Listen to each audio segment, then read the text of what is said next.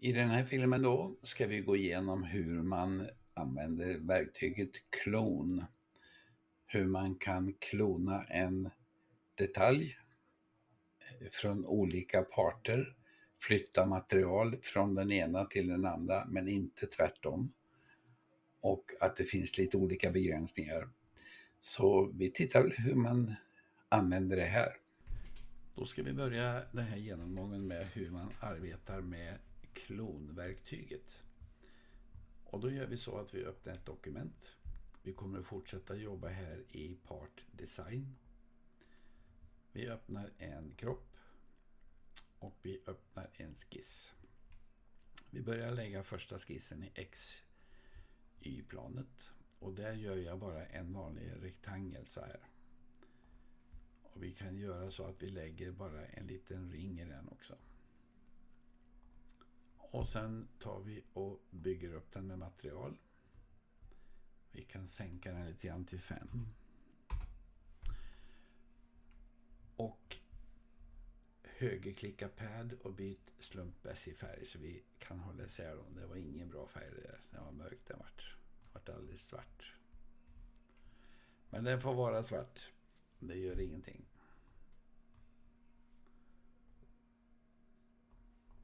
Så, nu byter vi till lite rödare istället. Nu ska vi klona den här produkten. Och vi markerar den här bodyn.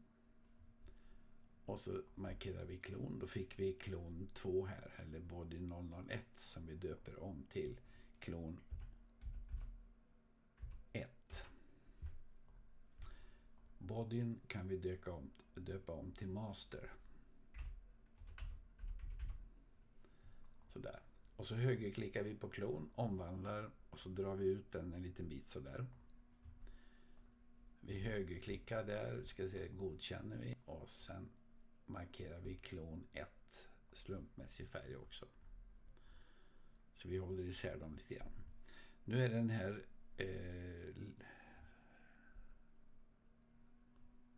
den här då master. Och det innebär att vi kan markera master. Och så markerar vi den här ytan och så lägger vi en sketch där. Och då lägger vi en liten ring till här. Close. Då har vi den där och när vi bygger upp den så blir det automatiskt en likadant på klondelen. Går vi in och markerar klon här nere. Vi högerklickar och väljer att den ska vara aktiv. Och så lägger vi en sketch där uppe på toppen där. Kan fortsätta med en ring. Och så bygger vi upp den. Då ser vi här att man kan inte bygga från en klon till master. Omöjligt. Utan bara det här är ju en klon på den här så att säga. Vi gör så här att vi ska ta och klona en till. Och då klonar vi från den här. Vi väljer klon 1. Och så tar vi en, det var det body 2. Och det här blir då klon 2, döper vi den till.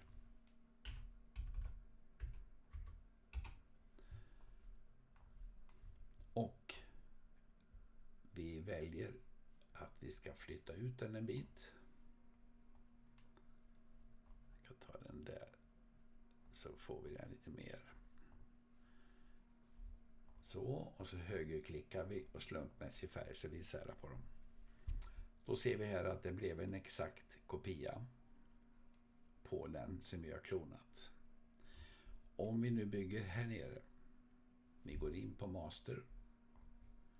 Aktiv kropp. Vi lägger en sketch här uppe. Det blir fel. Vi kan lägga den där blir det. Och så lägger jag vi klipper ut en hexagon där.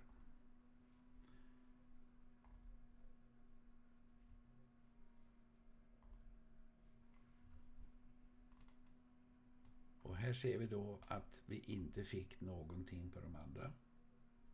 På klon 2.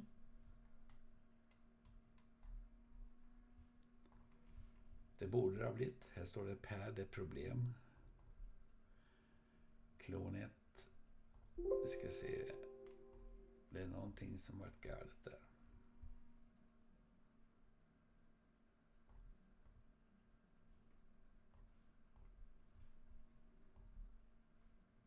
Nu blev det. Det blev en konflikt. I och med att den inte var klar den här. Det är så att det ligger fortfarande en ring där som hamnat snett. Och då kommer vi till någonting som kallas för topologiskt problem. Vi tar bort den där. Sådär. Topologiska problem kallas det för. Och det ska jag komma in på senare vad det beror på. Men den låg som en konflikt, vilket gjorde att den inte byggde. Och det innebär att här var master. Den går till klonen och eftersom klonen har en till klon så blev det likadant här borta. Om jag nu väljer klon 2 och så lägger vi ett datum plane på den här ytan. Vi tar och rensar det här uppe, det var yta 5. Då deletar vi den. Okej. Och sen väljer vi den referensplanet. Och så lägger vi en sketch där. Och då kan vi lägga en liten container eller en liten rektangel. Släcker datumplanet. Markerar den och så bygger vi upp den. Då ser vi här att det går ingenting bakåt. Utan bara åt ett håll. Inte ens tillbaka till, för det här är ju en klon av den här, vilket gör att den har ingenting med vad som händer där att göra, utan men däremot det som händer här blir automatiskt speglat däråt, men inte bakåt. Sen kommer vi till en liten trevlig grej. Och det gör det att vi har ju skapat lite olika saker. Den här ringen är skapad i master direkt när vi skapade produkten. Vi har gjort en detalj här och vi har gjort en detalj här. Som ni ser. Om jag nu skapar en klon till ifrån den här, från Pocket. Om jag markerar Pocket här nere som ni ser. Och så skapar jag en klon där. Då fick jag en body 3 här nere. Jag markerade alltså en liten figur. Och så döper vi om den till klon 3. Så där. Vi ska ta och lyfta upp dem så vi ser dem allihopa här. Vi hämtar fram den. Vi ska ta och byta färg på den så att vi ser den. Så att den är väldigt mörka färger det blir. Men ni förstår vad jag menar. Om jag nu ska skapa en till del här. Då är den här skapad lite senare i själva programmet i den här. Och det gör att om jag lägger en sketch här, vi går in på master, aktiverar den. Och så markerar jag den ytan och vill lägga en datum plane där. Jag tar bort yta 5. Så. Vi markerar det här datum plane och så lägger jag en sketch. Och där vill jag då ha en sån här liten figur säger vi.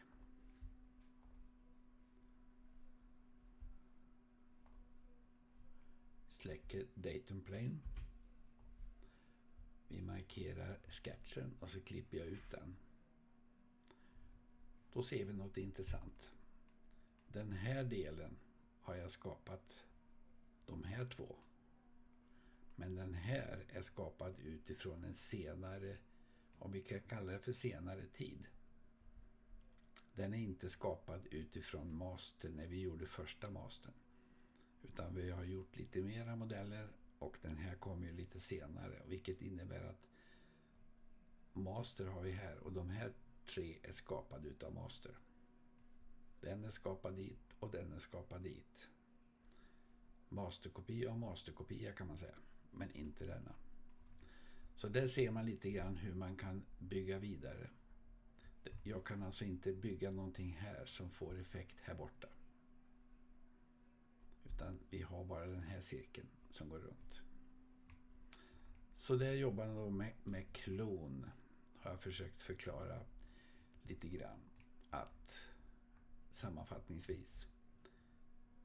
Jag har en master och gör en klon. Inga problem att fortsätta flytta över produkter dit. Om jag gör en klon utav masterklonen, om man säger så, hit bort. Samma sak där.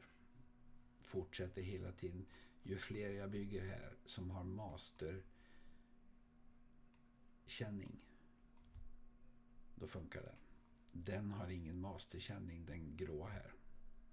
Utan den är skapad lite senare i programmet kan man säga. Så fungerar klon. Hoppas du att det har varit till nöje. Och jag kommer åter nästa gång och då ska vi prata om de här två här uppe. Som heter Shapebinder.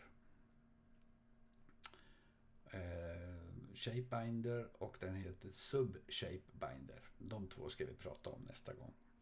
Så lycka till och ha det gott!